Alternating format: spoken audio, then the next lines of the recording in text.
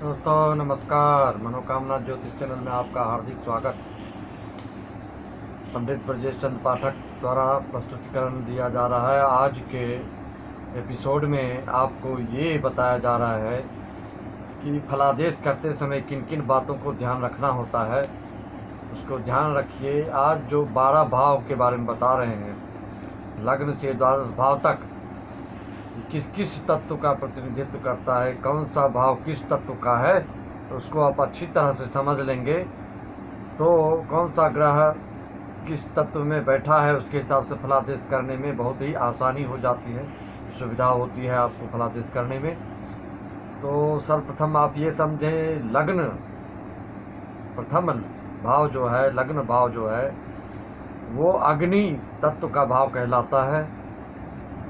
द्वितीय भाव जो है वो पृथ्वी तत्व का भाव कहलाता है।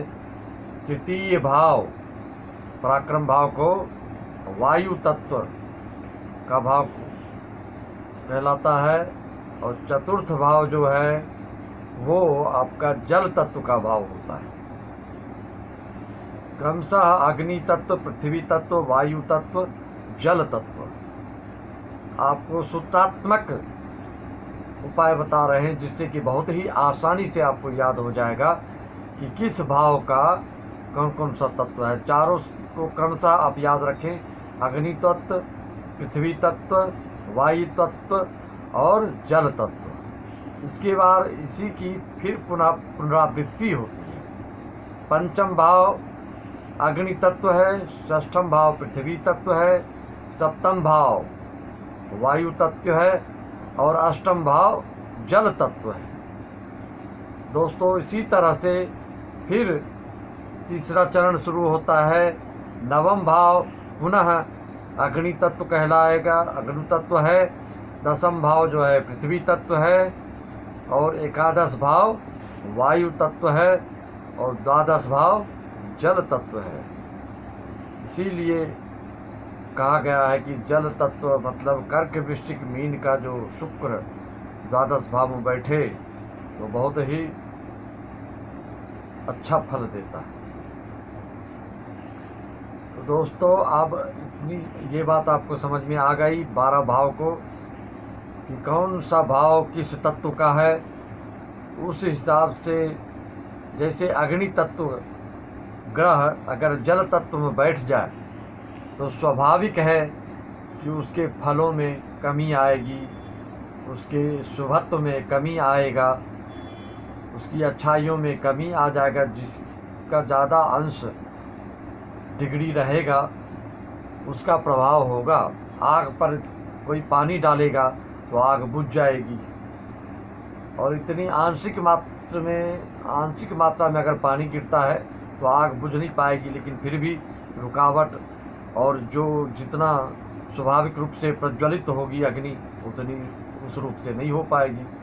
तो जल तत्व में अग्नि तत्व का ग्रह बैठने से उसका फलादेश कमज़ोर होगा, उसके फल में वृद्धि अच्छी नहीं कहलाएगी।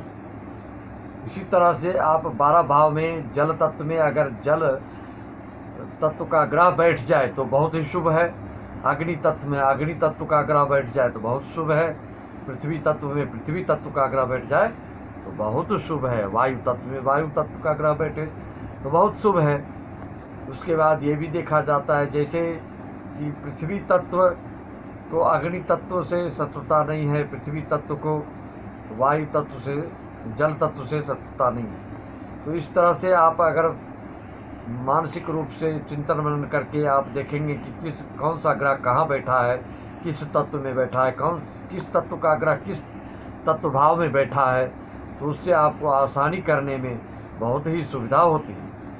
मित्रों, फलादेश करने में क्या क्या चीज़ें आपको ध्यान रखने वाली बात है, कई पिछले एपिसोडों में मैंने आपको लगातार बताया। ग्रहों की अवस्था के बारे में, ग्रहों के बलाबल के बारे में, ग्रहों के सम विषम में कैसा उसका बल होता है, कौन सी अवस्था होती है, उसको ध्यान रखना है। फिर भाव के तत्व को ध्यान रखना है, फिर ग्रह के तत्व को ध्यान रखना है। इन सब बातों को ध्यान रखेंगे तो उसके हिसाब से आपको फलादेश करने में दिक्कत नहीं होगी।